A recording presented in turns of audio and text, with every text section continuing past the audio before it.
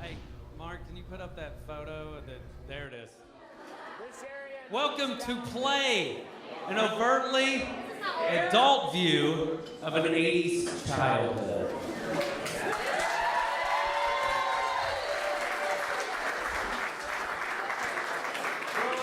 I'm not gonna lie to you guys, I had to look up the word overtly. I wasn't sure what it meant.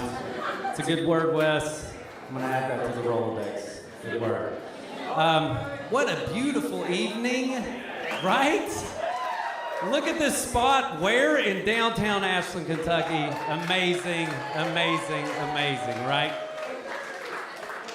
Okay, this is an amazing night. It's gonna be an amazing night. I am super excited. Not only am I excited for myself, I am, but I'm excited for my buddy, and I'm excited for you guys. And you know why? Because you're gonna see an amazing show. This is gonna be a fun fucking time. I'm not lying, okay? Yeah, I just said fucking. It's sold out? Really? Really? I mean, I knew he was funny, but I didn't know he was sold out funny. I mean, come on, Wes. Okay, two things before this guy gets up here I want to share with you guys. One, these are things that Wes wanted me to remind everybody of. One is there is still friends and family pricing up at Dutch Miller going on. So, if you need a car or you need a fucking truck, go to Dutch Miller. They're good people. You're welcome, Chris. I expect a check any day. Thank you, buddy. Second, and this one, I kind of want to take it down. It's a little soft spot, okay? This is very sentimental, and it means a lot to Wes, and he wanted me to bring it up, and I was kind of honored to do it, but he wanted me to thank the makers of camo shorts. They've been supplying him with his wardrobe for 15 years, and you know what? He's dedicated. He's fucking wearing them tonight. Amazing, amazing. Brad Robinson knows what I'm talking. You know what? That might be Wes. I'm not even sure. If you get him confused, no big deal. You're not the only one. By the way, Wes, if you do need a stunt double for your Dutch Miller, I know a guy. Okay? Next, I'm sitting here holding this mic, and I'm thinking, man, this is great. Sometimes I have a hard time projecting. But then I'm going, do we need this for Wes Thompson? I mean, is this not the loudest person on effing earth that you've ever met? God dang. Okay, now, tonight, we get to celebrate the glorious 80s. And yes. And our tour guide for the evening is probably you know what? He is the funniest guy I know. I'm gonna give you that, Wes. And I have the distinct honor of being able to say that I almost killed this guy in a golf cart accident. It means a lot. Ladies and gentlemen, I give you Wes Thompson! It's the return of the rap style fashionist, smashing hits, making hard to adapt to this. Put pizzazz and jazz in this, cash in this, master this, flash this, and make a clap to this. DJs throwing cuts and obey the crowd. Just pump the volume up and play it loud.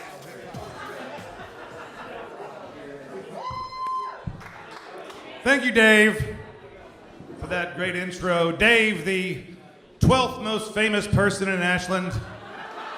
I only have B-minus listers open for me around here. You know, I've never done stand-up here. I did stand-up. The first time I ever did it was in Charlotte, North Carolina at age 17, and then I moved out to Los Angeles and did it for a while, and then most recently at a charity event in Huntington, but I've never done it in Ashland, and now I'm downtown with my people.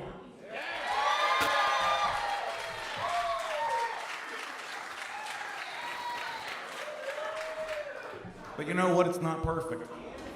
You know, it's like a bucket list situation. And we gotta make it a bucket list situation. So Dave, where'd you go? Are you still around? All right, I wanna do the intro again. But I wanna make some changes. I want it to be just a little more special. All right? So you, okay, Laura, you're perfect. I want you to yell. When I get introduced, I want you to yell, I want your body, or just make it fun. You do it your way. Have fun with that shit. And hold on, Mark. All right, I got some underwear here. I've got a couple of pairs of girls' panties that went thrown at me. Here we go. Hey, Rocky, I'm gonna throw you the guys' underwear. I'm equal opportunity on this. All right? And right down here, whoever, right there. So when I come up, right, I want you to throw the underwear at me. Laura, yell something dirty, and then aim for my face. I really want it to be a show. Really get after it. Really make it count tonight. All right? All right, so let's try it again. Dave, come back up.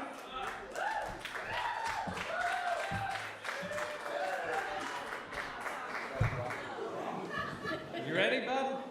Okay.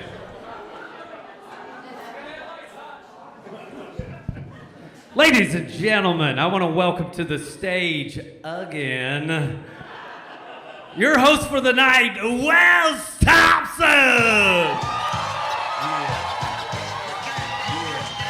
It's the return of the rap style fashion is smashing hits, making hard to adapt to this. Put pizzazz and jazz in this, cash in this, messages, flashes to make a crack to this. DJs going cuts in the fade crack. By the way, that was completely unnecessary, ladies. We're in a public place. But okay, let's get this thing started, shall we? All right, so I grew up in the '80s, and I just want to talk about it tonight. But the one thing that I don't want to happen is for this thing to turn into an absolute disaster. And how did you get pictures from the future, Mark? He's a very good graphic designer, and man, somehow he got pictures. That's a special camera. All right, so anyway, I'm a kid from the '80s. I didn't grow up rich. I was never a super athlete. Oh, handle this for a second. I wasn't a super athlete, and I wasn't a straight A student, but I did have Lego hair. Like you could pretty much take that off and put any other shit on top. It would fucking work. And then the shirt was clutch. And then this is some bullshit. Yeah, fucking feathered hair. And by the way, I'm wearing the same fucking shirt that I've got a mullet, like an actual. That's a genuine mullet. Like before everybody was talking about fucking mullets, I had one. That's the real shit. By the way, Dave Daniel knows about feathered hair. Don't you know it, sir? What we got next? All right, so I played Little League. I was like really terrible. I was not good, but I had no ass. Like zero ass. Like no, I mean, dude, the people who made the elastic for these pants deserved a fucking medal because it had nothing to cling on to. Just straight, just gelatinous goo in a fucking U shape and everything else. And by the way, look how stark ass white these pants were. I didn't slide much. It also required you to get on base. There's like a slew of shit you gotta do to slide. And I didn't want to do any of that. I didn't really get dirty or sweaty. I mean, there's stark. Ricardo Montalban would have worn my pants at his wedding. Boss Hogg would have worn my shit. God would have worn my pants. He'd have said, damn, Wes, that's some stark white stuff. Yeah, I want to wear your pants. Those are good pants. This is actually a real photo of me from this past Christmas. 40 years old right here in this photo. That is a hoverboard from Back to the Future 2 and a lightsaber, be it Anakin or Luke or Rey. And I was so excited, I told friends and family this was the best Christmas I'd had in like 20 years. And I meant that shit. But the 80s were like a kind of a weird time. You could get away with a lot more. Everybody's way more PC now. Back in the 80s, it was completely okay to make fun of blind people. Oh, you doubt it? Stevie Wonder. Everybody had a fucking Stevie Wonder impression.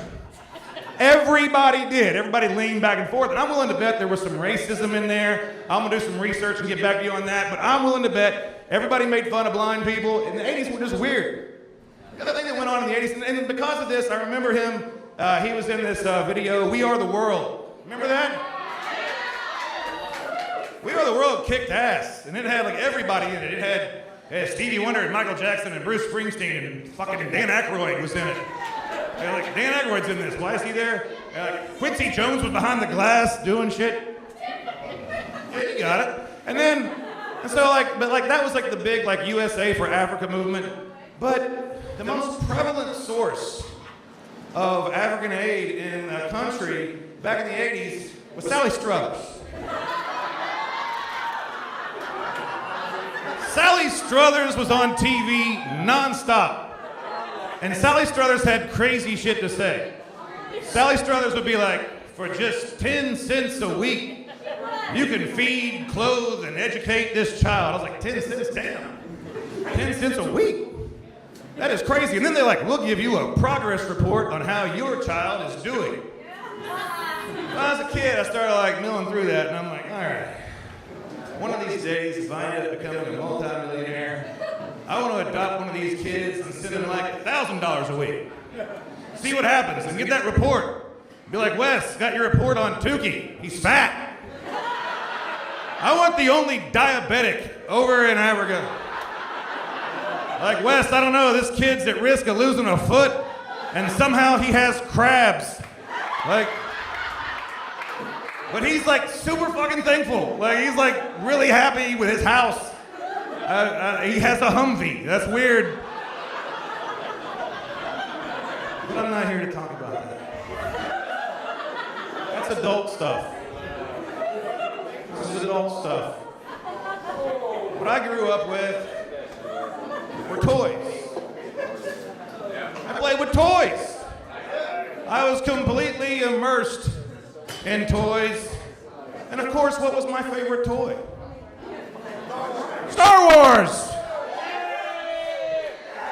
Heck yeah. Luke Skywalker in Bespin fatigues.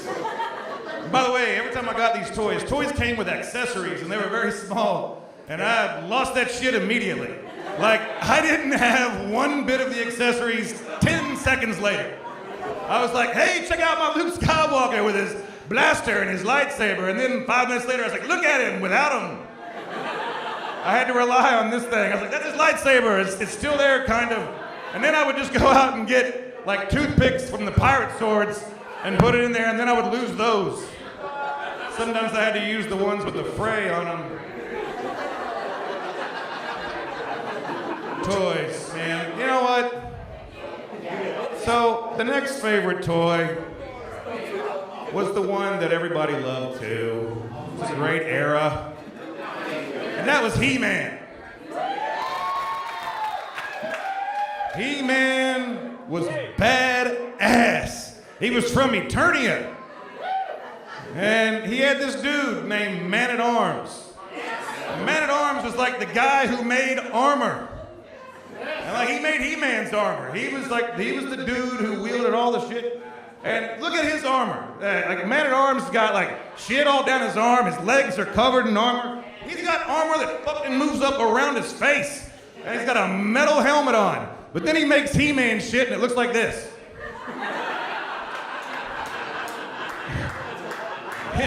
He-Man's like, hey bro, I seem relatively vulnerable.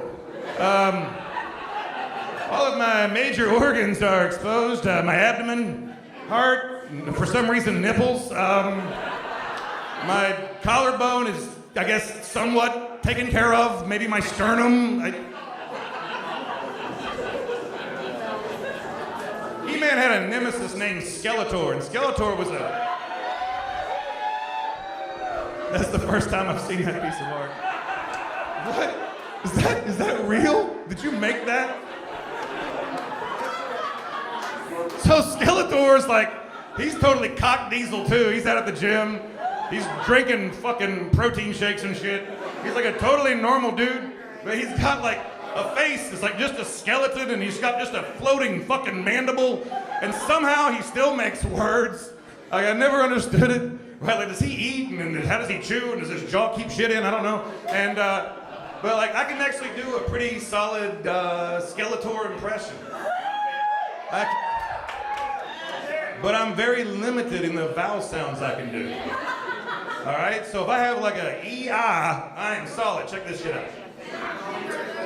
He-Man, right? Ready? He-Man, or I can do Beastman. Beastman. Beastman. Mark, play the video. You be the judge.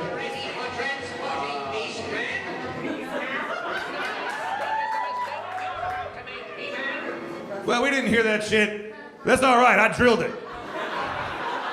Mark, we might want to turn up the video projector. We did not rehearse with people here.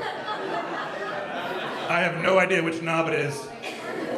So next on the list of the all-time Hall of Fame greats of toys, you cannot leave out G.I. Joe.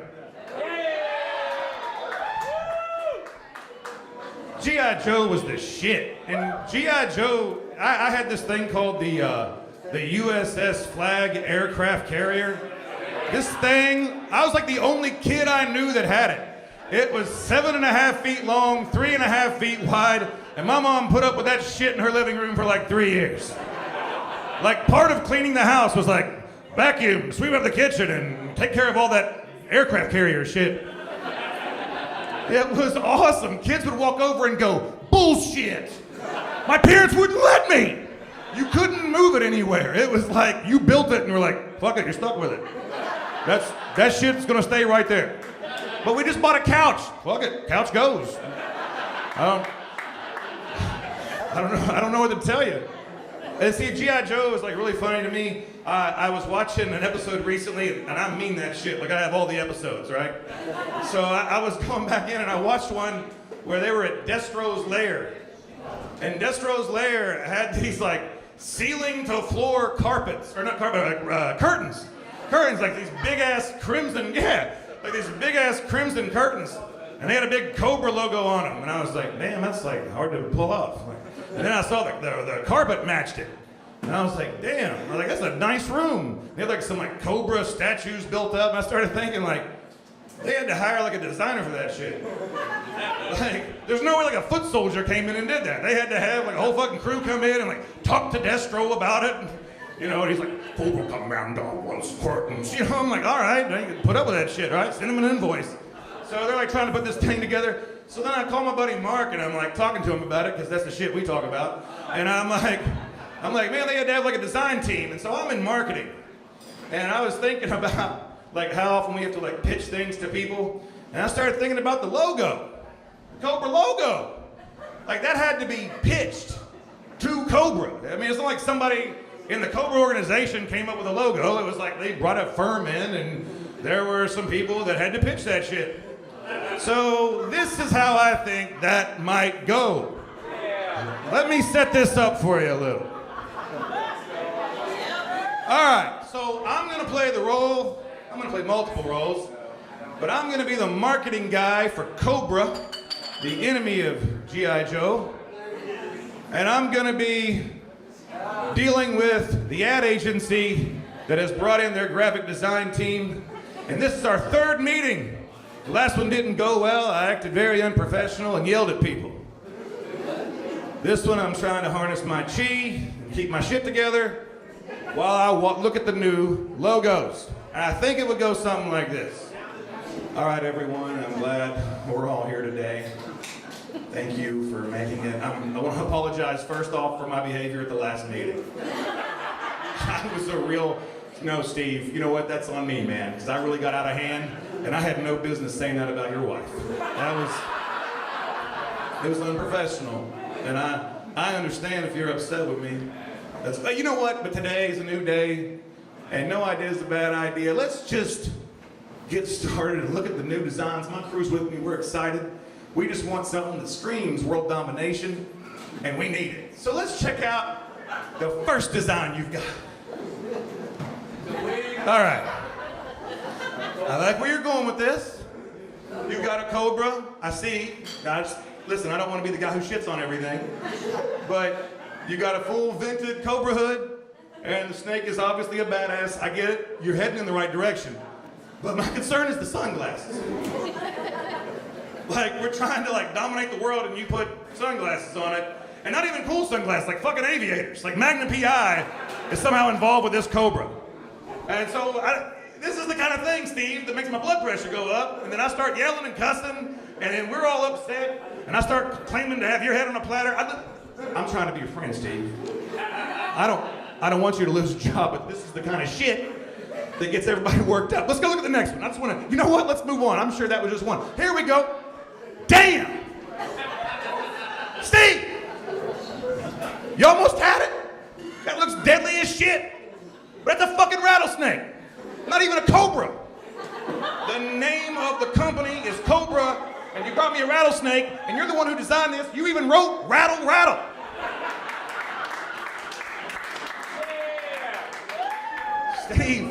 Steve, this is some ill shit. All right. Hey, stop. We're gonna let Steve get a chance. We just need to listen to him. He's got other designs. Let's not fuck this up. All right, let's see the next one. All right. Not the worst thing I've seen, but I gotta be straight with you. That looks like a vagina. That's a fucking vagina.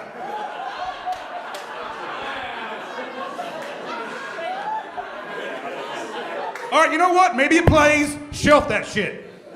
Maybe it plays. Steve, we're hanging by a very thin thread. So we're gonna hang on to that one just for a second. Let's see the next one.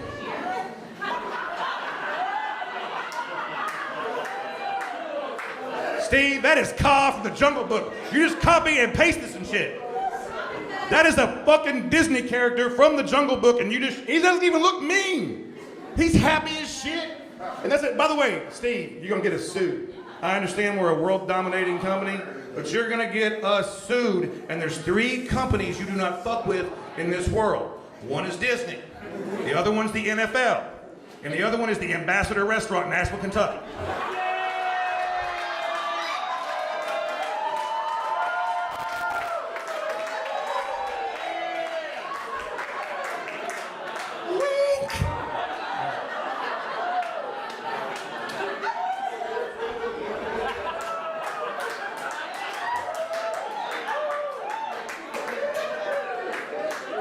All right.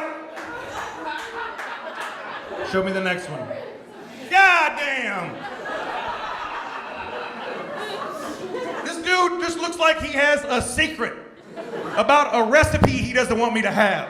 There is nothing menacing about this. And by the way, the only one that was in color was the one you stole from Disney. You didn't color anything else in. Like, we're just gonna run some black and white shit on some camouflage. That's the dumbest snake of all time. You know what? Let's go back to the vagina. All right. You know what? I don't want to second guess anything. Here's what I'm thinking. Mysterious, hidden, unheard of, unknowing, terrifying. Fuck yeah, put it on everything.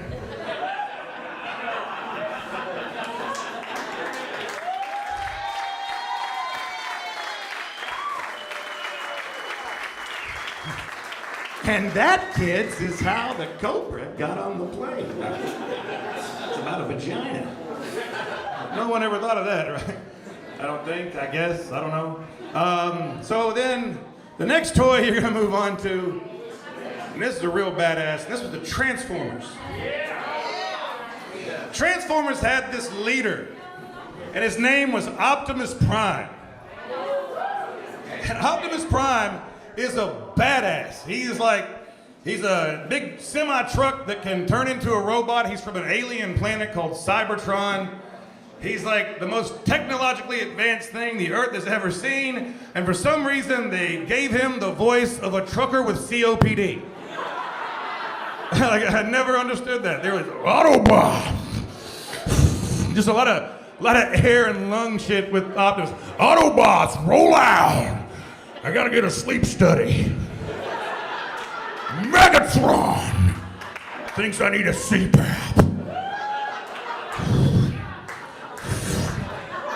Autobots, roll out! And by the way, he put Make Cybertron Great Again on that shit. I'm sorry, I called it out. Autobots! It's just like a weird voice for that much technology. I didn't understand that shit. So in the Transformers, there in the universe, there was this.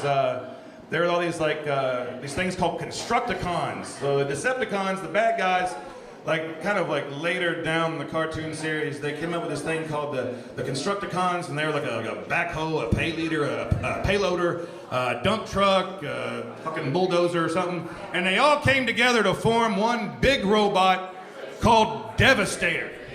And Devastator was badass, but I think I might have been the only kid that when I saw it, I was like, that's bullshit, I've already seen that. What do you mean? No, it had been done before. Transformers absolutely ripped all that shit off. The dude's name was Voltron. This is the story of the super force of space explorers.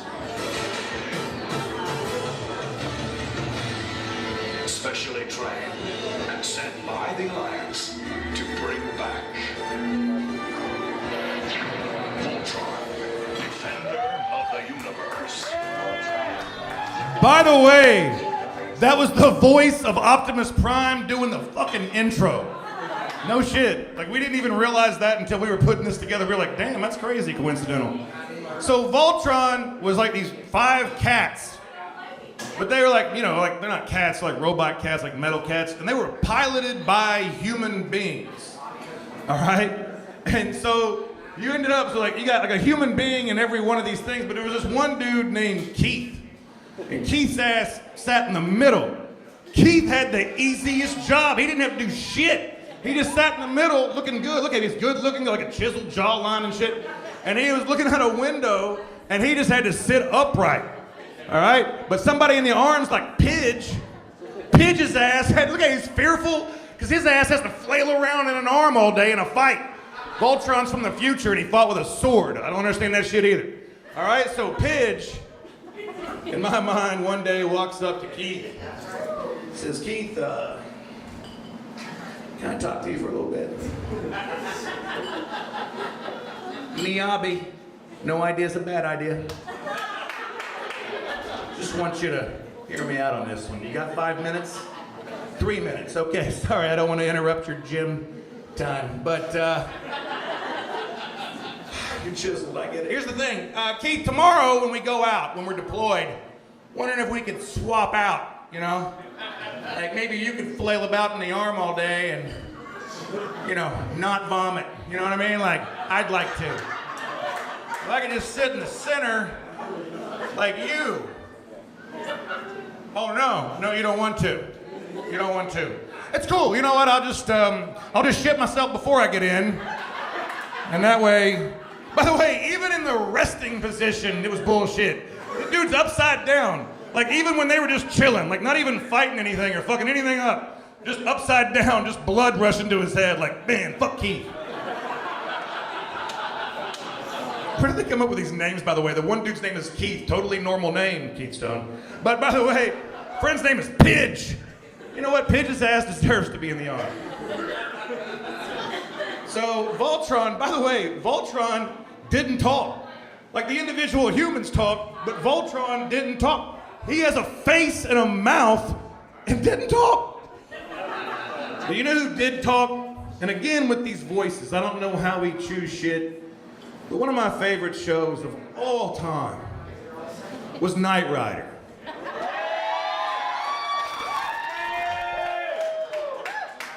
Oh man, we went to World of Wheels in Huntington.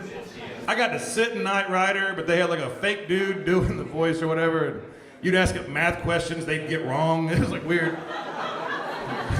It was kind of like Kit, it was like Kit if he did some drugs or something.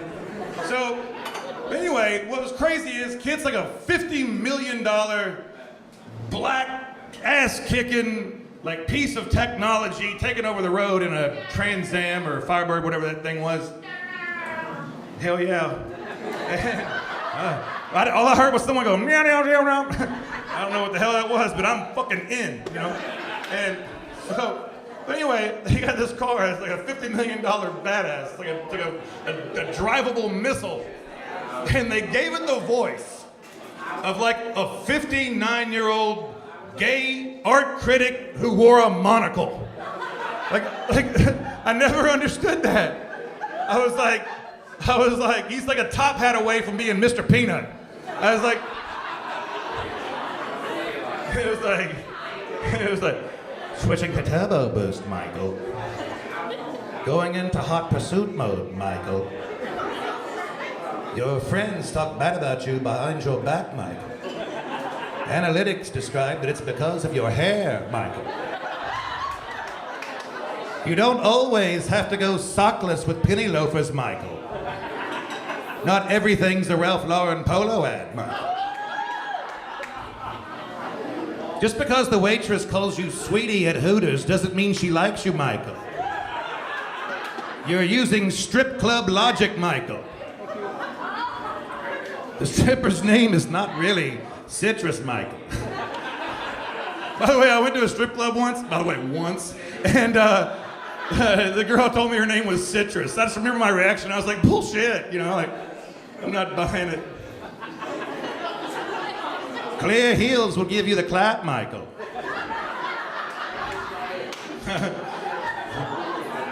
Do what? Shit. Thanks, buddy. So, you know, like strip clubs, like a bad decision, and I've got like a whole lifetime of bad decision making. And like one of the things that I like really outranked everybody else in bad decision making were like pop culture icons that I decided to make role models. Like this motherfucker. It's Luke Skywalker. Luke Skywalker was the whiniest, always complaining, telling Han Solo like some shit was gonna go awry. Like, I got a bad feeling about this. I shouldn't have come on the mission. We're fucked. You know, it was always just complaining. Gets his hand cut off, keeps going back for more. I'm gonna get this time. Nah, shut up. Yeah, listen to him. And then the next guy, the greatest American hero. It's a great theme song, but he's basically like a superhero who's a klutz. He didn't even fly that well. Whenever he landed, he risked like spraining an ankle and his hair, you know. But I was like, I want to be this guy. I was like, really wanted to be him. Like I was like, fuck Superman. He's fucked up. I want to be him. And then last but not least, this real piece of work.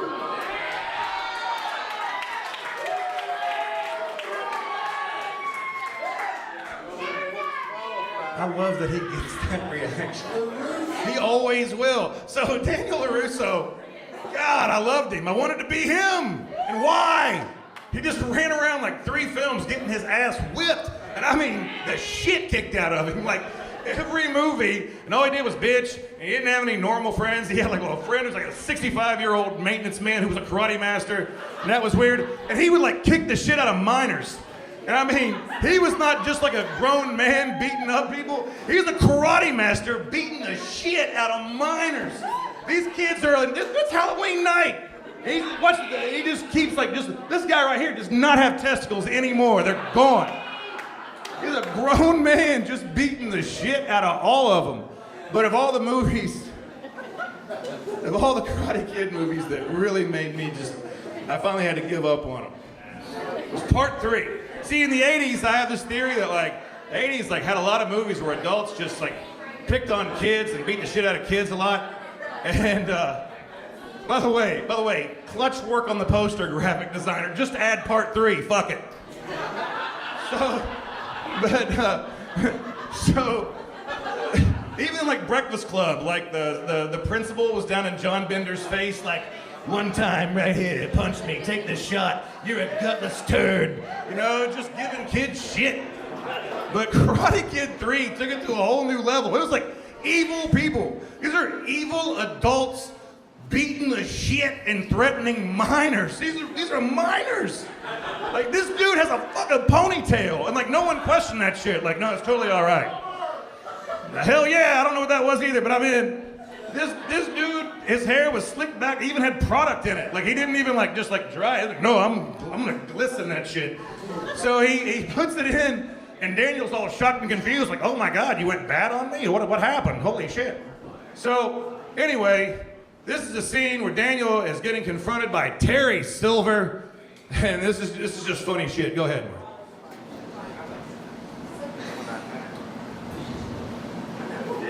Look at that ponytail. Turn it up, Mark. Can't? Okay. Says you don't know what I'm talking about. So he's got a reveal. So like, the villain was like behind, like I had to wait through them to have a conversation. Like he was back there going, the dude told me to wait till he comes in, they talk for a little bit, then they're gonna reveal me and I'm gonna go whip some ass. So now Daniel's like, hey, you guys are crazy. What the hell's going on around here? So he goes on back, and then another grown man jumps out to scare him. A grown-ass man, and he's thrilled. He's like laughing. He's like, ha ha ha, I scared the shit out of you. I'm a Green Beret. And he's like, I'll just kick the shit out of you. Ha ha ha ha. He's threatening a teenager. Daniel, I don't know why, for some reason, tried to kick him in the shin. Like, that wasn't gonna do shit. So watch, so he's just beating the shit out of Daniel. And he throws him outside. He says, do you want to see some more? I want to see a lot more. All right, ha ha ha ha, it's fucking hysterical. Go get the minor we can bring back in and beat him. It's the best comedy. Oh, shit. Oh, my God. 65-year-old man just threw a teenager through the door. All right. If I were Barnes, I'd have been like, you just threw me through a door. I'm not going to throw a punch at you. But he does anyway. Hold on. Hi, I'm normal. All right. Oh, just slams his head into drywall. All right, now, these two young guys, one of which is a Green Beret, are gonna kick the shit out of a 65-year-old. No, seriously, Ponytail, I'm gonna do this. He's a Green Beret, by the way, decorated. 65-year-old man whips his ass. I mean, beats the shit out of him, doesn't even land a punch on the old man. How do you not land a punch? He's there, he's still awake, he's chilling. Now, this is racist as shit. He's going, whoa! He's like, just racist. Just Karate Kid 3, just be like, hey, it's the 80s, be racist, we got this. Make fun of blind people, whatever, we got this. So now he's gonna fight this dude. Oh, shit. By the way, Daniel doesn't do shit, just stands there and watches. All right, so now we go to the tournament, right? So now he's gotta fight the bad boy in the tournament. Daniel should have never been in this fight. Mr. Miyagi should have been like, hey, you know what? There are laws against people like menacing you and chasing you, so I'm not gonna put you in this. But they did. They went and put him in this shit. So now this, he's got an ascot on, by the way. All right? So he's totally wearing a fucking ascot to the karate tournament. All right, now, like, really hurt him, dickhead, all right? So here comes Barnes. He's, by the way, a sleeveless karate gi. I love it. I want one so bad I can't handle it. Here's where the real pain starts, Danny boy. Why didn't the referee step over and go, I heard that shit. That's totally illegal. I can't believe. This is where the pain begins. You are a fucking riot. Okay. So here we go. Now watch this. Ow! Damn! Damn! Oh, shit! Right then, I'd be like, hey, Daniel, let's just get off the mat, dude. Hey, man, we gotta go. Like, he really just put you down. You probably have serious permanent damage done. Let's just get the hell out of here. All right. By the way, these are teenagers. This is perfect. Yeah, he's thrilled. All right, now he's gonna come in. Now what? Just in his chest like 3 times. Call the fight. He shouldn't be in the fight. He shouldn't be in the fight.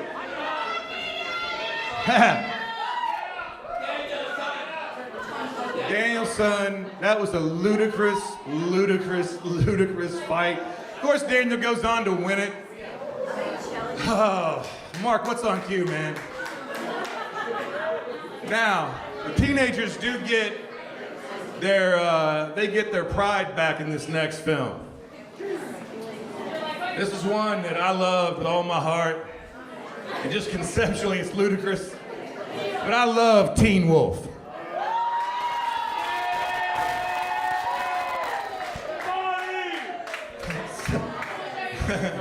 Scott, my son Marty, that's Back to the Future, but all right.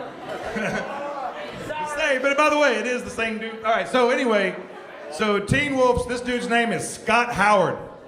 And Scott Howard turns into a wolf in the middle of a basketball game, and everybody's cool with it. So they don't even stop that shit. They're like, all right, go ahead and play it out. We'll see how this plays. And at the end of the season, the Teen Wolf goes into after he screwed he screwed everybody's girlfriend. He didn't pass the ball all year long and talked all kinds of shit. And then at the end, in the championship game, when they're gonna play Mick and the Dragons, he's got the cojones to walk up to his teammates and go, hey guys, we can win this without the wolf. And their reaction is totally appropriate. They're like, cut the shit, Scott, turn into the fucking wolf.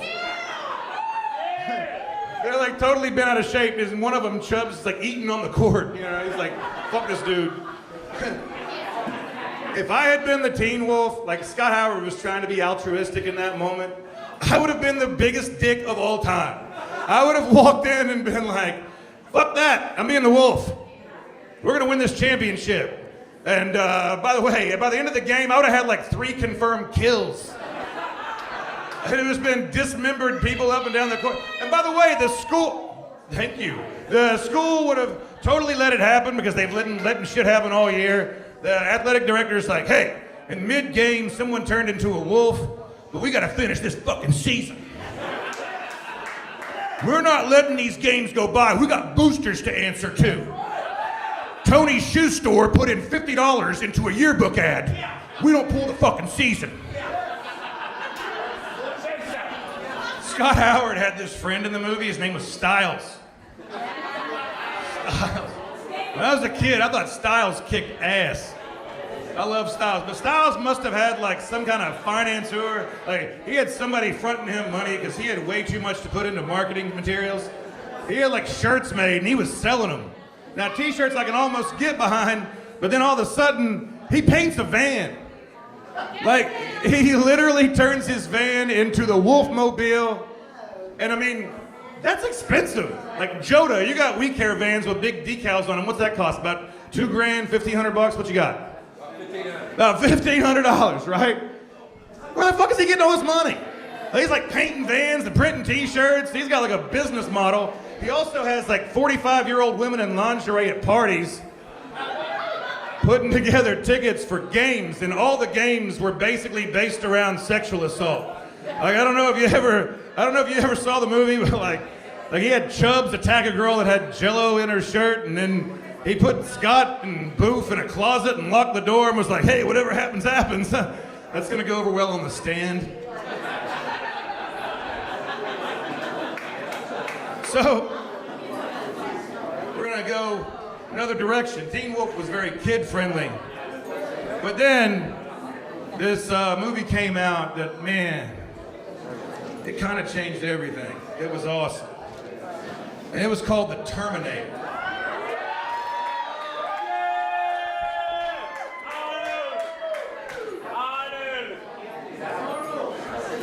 So the Terminator comes out. Arnold Schwarzenegger's like this cyborg who is sent from the future to come back and kill the mother of the resistance. So retroactively getting rid of, John Connor basically. And so towards the end of the movie, like Sarah Connor escapes the cyborg that's coming back to kill her. And now she takes it upon herself to make sure that John is well educated on what's going to happen moving forward. So she's out in the desert and she starts to make a series of tapes. So here's the end of the movie. And Sarah Connor, she's talking into her mic. She's going to educate. She's going to make sure her son is prepared for this shit. Here we go. I guess I have a while yet before you're old enough to Just eat. rolling down the street, wind blowing through her hair. She got her dog with her, got a gun in her lap. She's totally ready to go. Goes to the gas station, Like your father. starts recording some more, just saying like, John, you're never gonna understand this shit, but I'm gonna tell you how to do this. Affect your decision to see Goes ahead, him that he is your father. wind blowing through her hair, the dog is there, she looks good. If you don't send Kyle, you can never. You know, if you don't send Kyle back, you know, we're gonna be screwed. It's all good. I'm telling you all the tips to make sure we're good. Then just drives off into like the worst storm ever, making tapes for her son to one day explain to the resistance how to bring these cyborgs down. This is my take on John Connor's speech to the troops 25 years later. Men, today is the day. 25 years ago, my mother had the foresight and wherewithal to record tapes that would tell us how to bring these metal motherfuckers down. It was brilliant.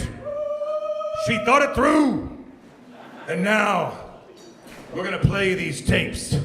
Play them.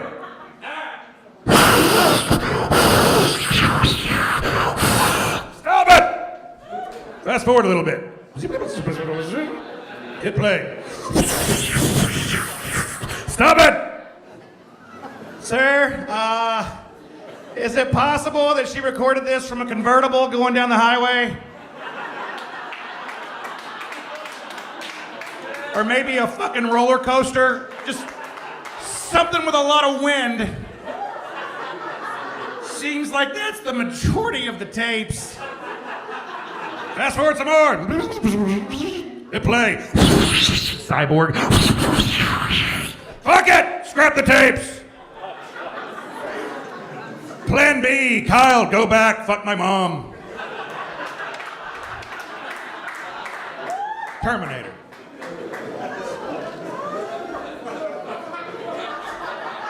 Mark, you've seen the show, dude. Still that funny, huh?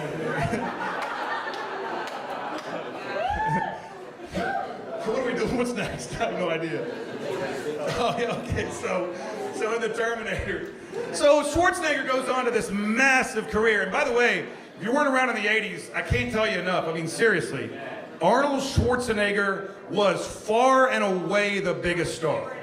Far and away. Like people don't even, like, even in the 90s, people kind of forgot that the 80s were basically like Schwarzenegger, Eddie Murphy, and Michael Jackson. I mean, those were,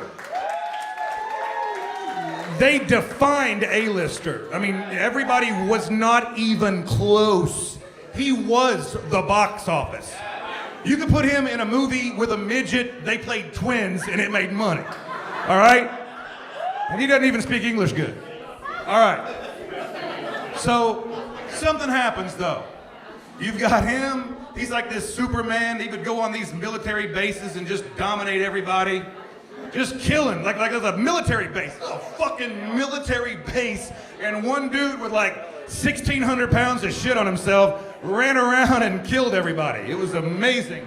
Sylvester Stallone just firing RPGs with one hand, and in this case, I guess, riding Godzilla.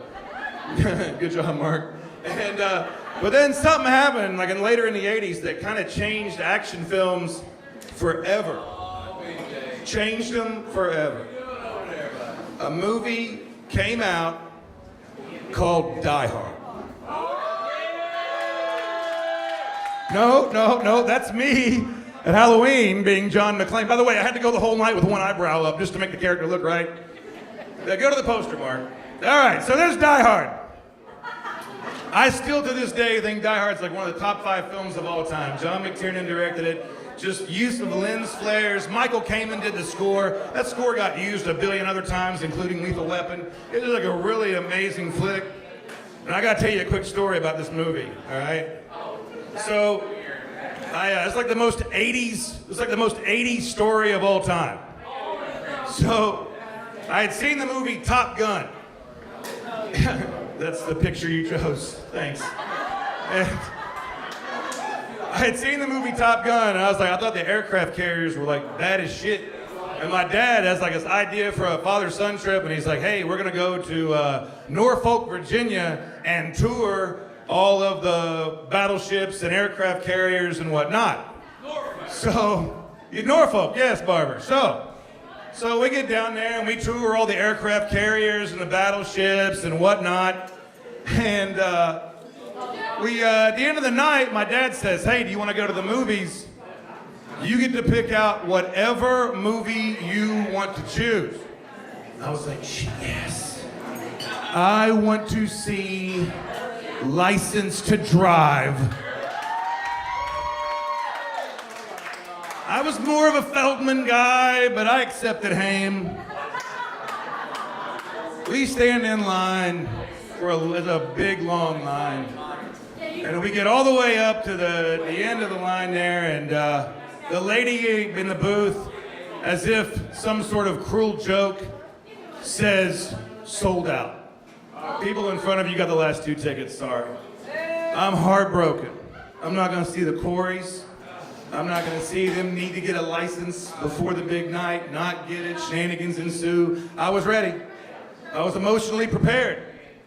And then my dad says, do you have tickets to any other movie? And the lady says, yes. As a matter of fact, sir, I have 2 tickets remaining to Die Hard. And I'm like, well, I'm fucked. Dad's not gonna take me to a rated R movie. He's like, I'll take him. I swear he said it like that. I'll take him. So we go in. And yeah, the movie's epic. It's awesome. By the way, when we got in there, like the usher had to make people move. It was so packed. They had to make people move so my dad and I could sit next to each other. And then at the end of the movie, spoiler alert, John McClane pulls the Beretta off his back with a Christmas tape, shoots Huey Lewis in the fucking stomach. Does he not look just like Huey Lewis? And then he shoots Hans Gruber between the eyes and says, yippee-ki-yay, motherfucker. And the entire crowd cheers. The entire crowd cheers. I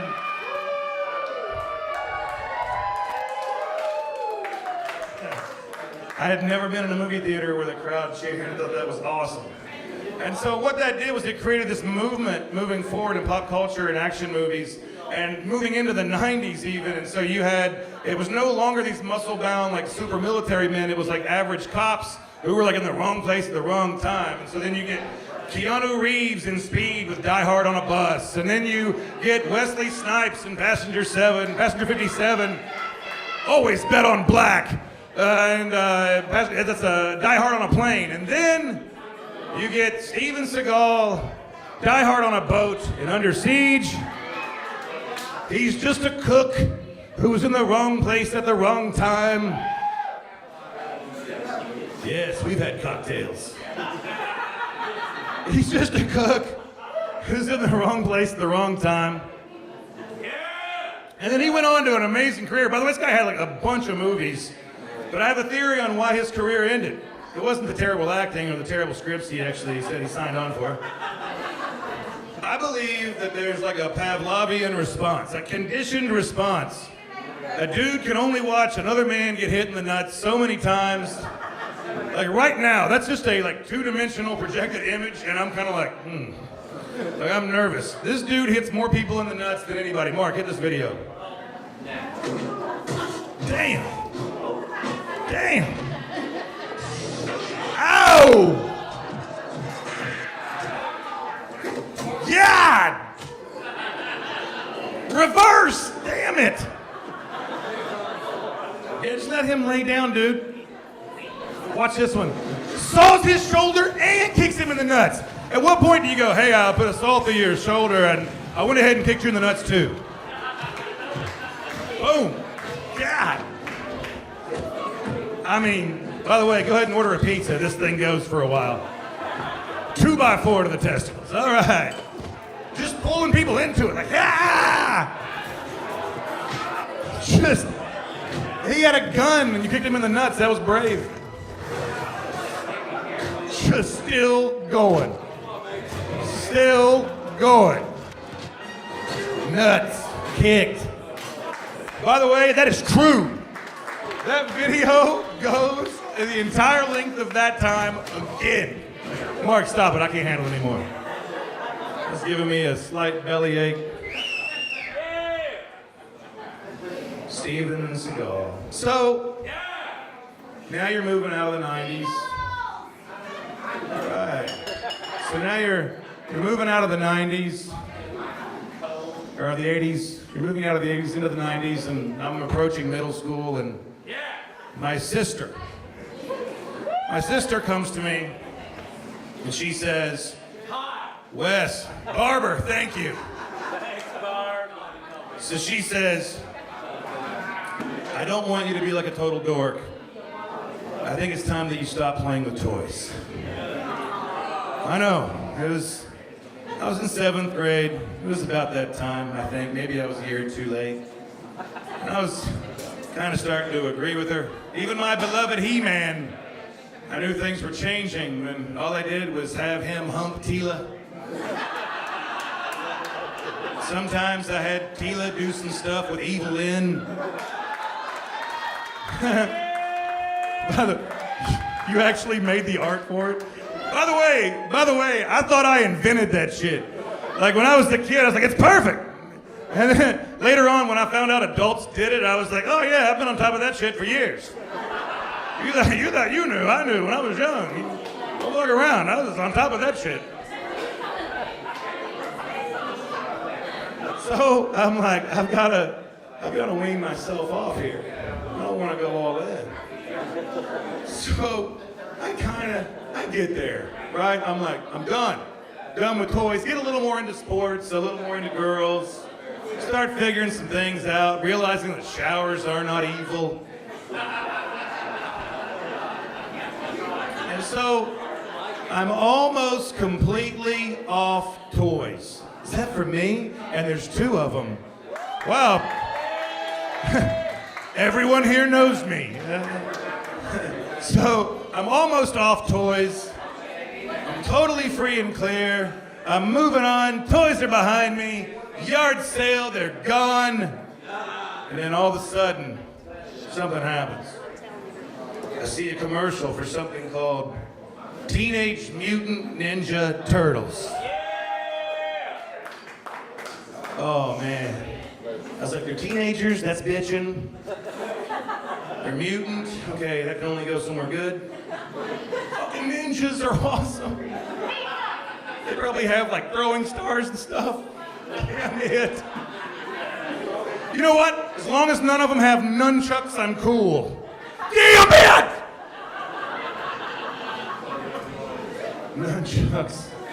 All right, and then this other dude had katanas. 2 of them! I didn't even know katanas had been invented. I thought katanas were made up by the Teenage Mutant Ninja Turtles. I was like, God, he's got 2 swords, they're fucking kick-ass. They got comics, cartoons, toys, it's a trifecta! Fucking badass! Mom, can I get one? Stop, I don't want it, I'm just kidding. Don't get it for me. Fuck, he's got a bow staff. Shit. One of them's got size. God. I don't even understand how size are appropriately used. They seem very small in a fight with a sword guy. Oh, you gotta be really good at them. Alas, I never got a Teenage Mutant Ninja Turtle. Never one. That was the cutoff. I never owned one of them. I know. I did get the Nintendo game, right? I got to like play, I got to dance in it a little. But I didn't do it. No Teenage Mutant Ninja Turtles for me.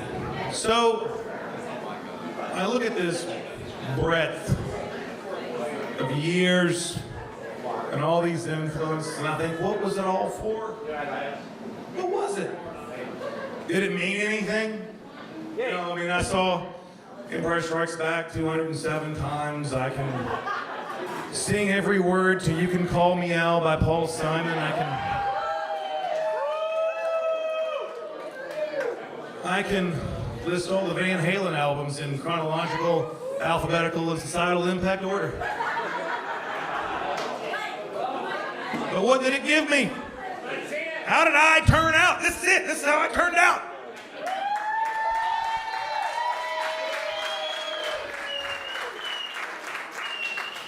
This is my wife.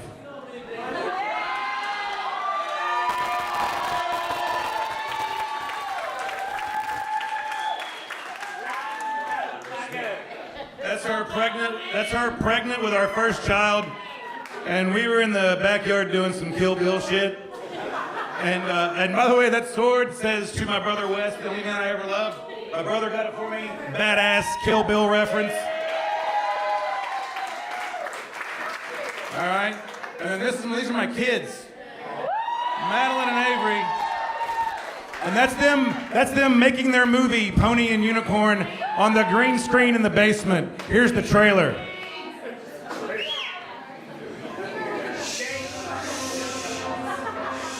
This fall, Mad Disney Films presents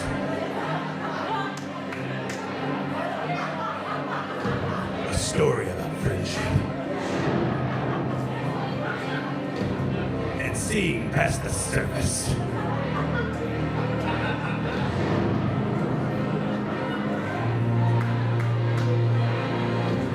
Introducing first-time storyteller Madeline Thompson.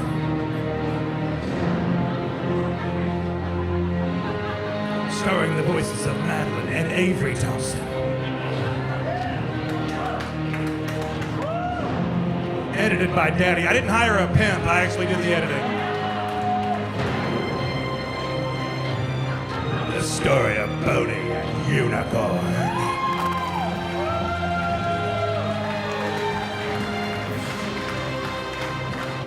And that's my family. And last but not least, this is what I do for a living.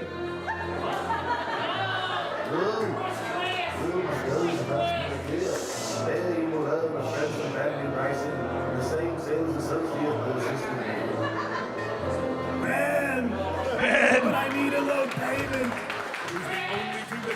This was a lot of fun to shoot. I gotta get you back to the past. And this winter was just $2.59. But it's 2017, and because of friends and family pricing for everyone, it's still $2.59 a month. Great Scott! And sometimes even your friends and family get to get in on the gig. Something's wrong. The internet isn't working. Hey, the web has shut down! The web has shut down. Big Sandy's free shipping has eliminated any perceived advantage of online shopping. Big Sandy's CEO is holding a press conference right now. So, what did I get out of the 80s? Maybe nothing, right? That was my sister's graduation, by the way. And I swear to God, I kept that plastic 45 in my coat. I was totally Sonny Crockett. By the way, those are fucking white suspenders. True story. Really happened. Man, white shirt into white pants, white suspenders. I gotta have a serious conversation with my mother. So what did I get? Maybe nothing, but maybe everything. Maybe the whole kit and caboodle. The truth is, if your kid is spending too much time on their iPad or Spotify or Snapchat or movies or music, whatever it is, comics, I know everything in moderation, but don't give them too much shit. Maybe they're laying the bedrock for the rest of their lives. Keep that in mind. Not everybody has to be an athlete or a straight A student. Sometimes you can just submerge yourself in pop culture and see what happens.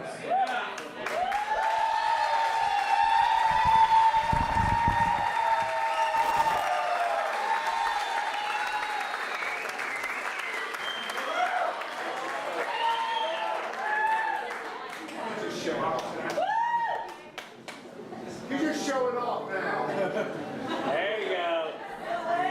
Freebird!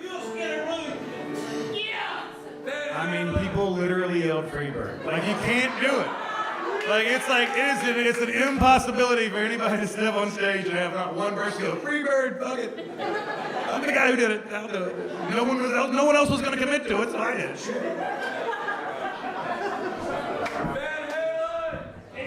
There we go. Thank you, Barb. He got it. Hey, Mark, can I get a little more volume on the guitar, please, sir?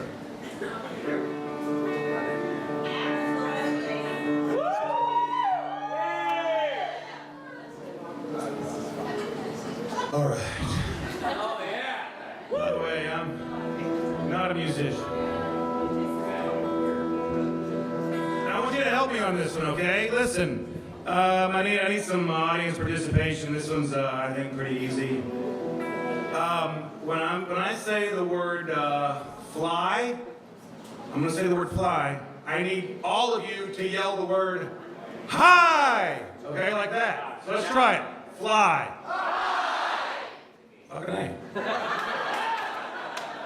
All right, one more. We'll tell me another one.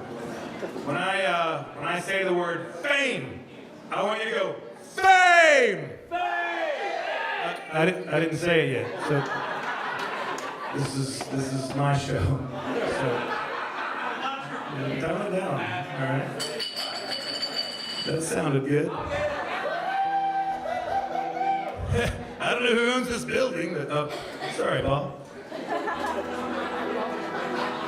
So I'm gonna say fly. You're gonna say. I'm gonna say fame. You're gonna say. Looks like you've done this before.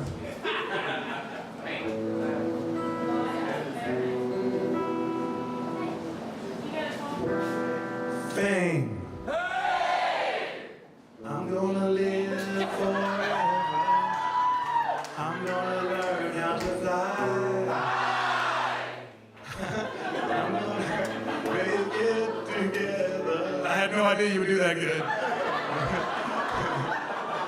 People will see me and cry. I never understood that line. I was always like, why she wants people to see her and cry. It's like, was her performance that moving, or is she like a fucking disaster? I don't know. Did she have like an STD? I was always confused by that. And then maybe this one. Yeah, there we go. Pain. Pain. I'm gonna live forever. I'm gonna burn like a fire. Wayne. Wayne. It doesn't even make sense because it was in the 90s. Baby, remember my name. Remember. I'm just kidding. I'm not going to go into it. But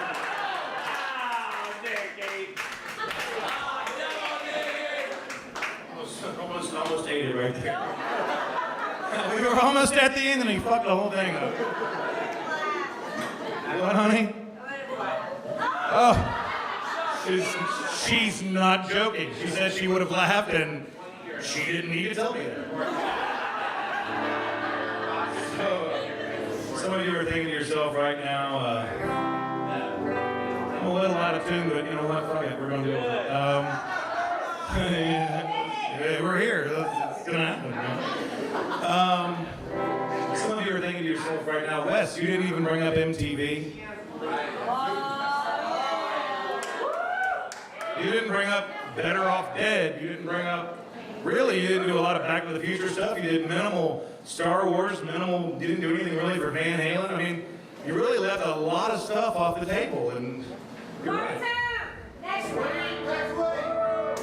Well, hey, you guys are fucking up the show. I had a line I was going to go to next, and your suggestions are better than mine. Bear with me. But, you know, the 80s were like 10 years. A decade, right? And this show was like an hour, so, you know, piss off.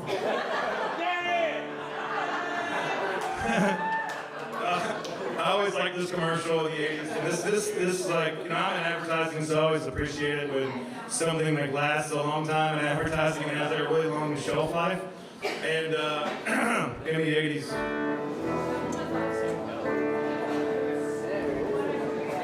Best part of waking up is just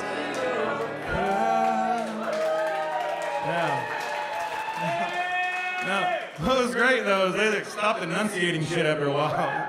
They just left the P's off, so they'd be like, best part of waking up. You put a B on it.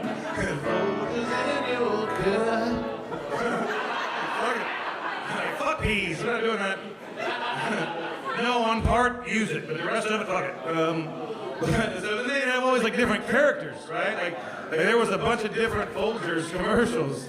there was like the gritty truck driving construction guy, and the song would start off and be like, gonna start your day, gonna get in his truck and go, gonna truck, and he's gonna drive a truck into the best part of waking up. It's cold as in your car. Right? Then they'd have like, like they'd have like the mom, like the stay-at-home mom, and she just couldn't wait to curl up on the couch with like some coffee and do something, I don't know. And it was like, morning to start today, she's getting the kids to school, she's gonna get the kids to something to school. The best part of waking up is cold just in your car. Like, they just kept getting further and further away from enunciating anything, right? The hell of how hanging it's all fuck it. Don't even use consonants. Just do all the vowel sounds, dude. We're gonna fucking nail this. We're branding, right? My buddy Mark said to me, he goes, what would yours sound like? And I said, okay. Wake up in the morning, my wife is yelling at me. My wife, she yells, and my wife is yelling at me. The best part of waking up is bourbon in my cup. I'm just kidding. She doesn't yell at me every morning. She's an angel. Everybody,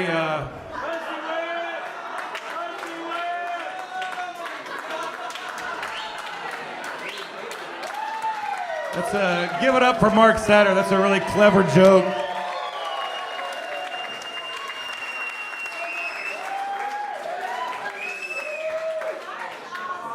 By the way, if I start a band, I swear to God, I'm going to call it Cobra Whip. That sounds bad as fuck, but Cobra Whip. What do they play? I don't know, man. Fuck it, we're going. So, first of all, I want to say thank you to Dave Daniel for coming up and emceeing tonight.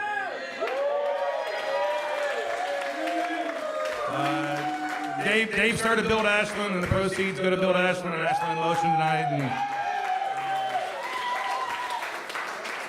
very, very, very proud of Dave. And also, I want to throw some shout-outs real quick. Paul Castle, thank you for letting me have the building, dude. Without you, we're not here, bottom line. And I want to say a big thank you to the City of Ashland for the stage and chairs, and Amanda Clark and Chris Pullum and Macon Roberts, and for tables and the bar, and Barb for coming. You get a thank you. The projector, Tim Holmes gave me all the sound gear. Like, just big hand for Tim Holmes. Trusted me with like $6,000 worth of sound gear. It's all on eBay.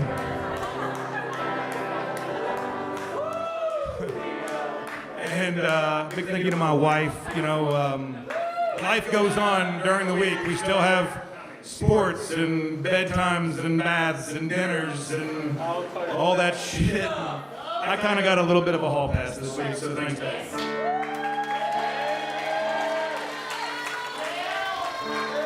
To everybody that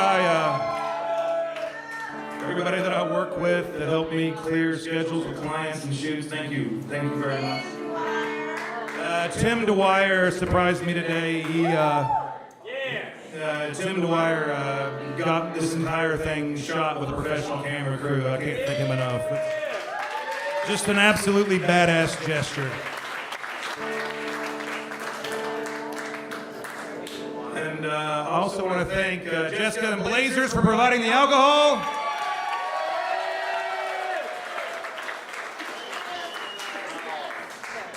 And last but not least, to the guy who was part of every joke written, came up with every bit of art behind us. The posters, the tickets, my friend Mark Satter from Indianapolis.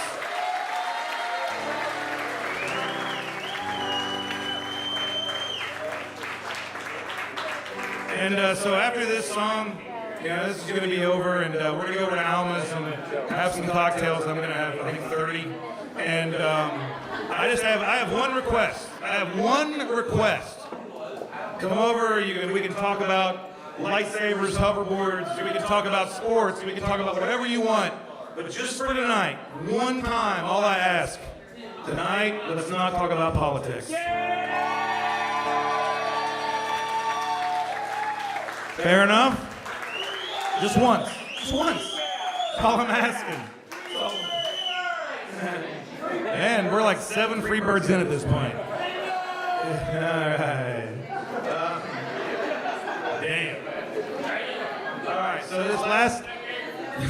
this last song, everybody in here should know the words to, and I basically am going to insist that you sing along. If you're under the age of 30, I'll give you a pass. All right, thank you, Haley. Audience participation at its finest. Hey, but for real, if you're over the age of 30 and you know the words sing along, I swear to God you have to, I insist. If you don't, I will use my comedic prowess to ridicule you publicly, and it will be harsh. And by the way, don't be afraid to sing and look like a dork. I've made an entire life of it.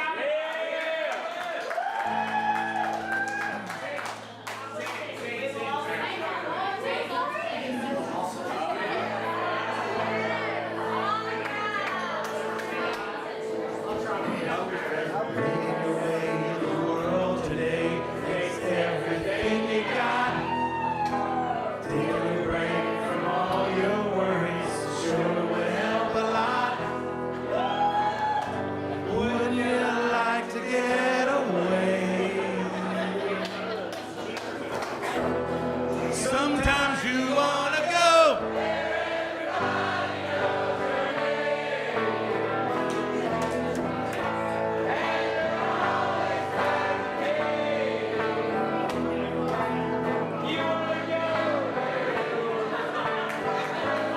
All the same. Everybody knows your name.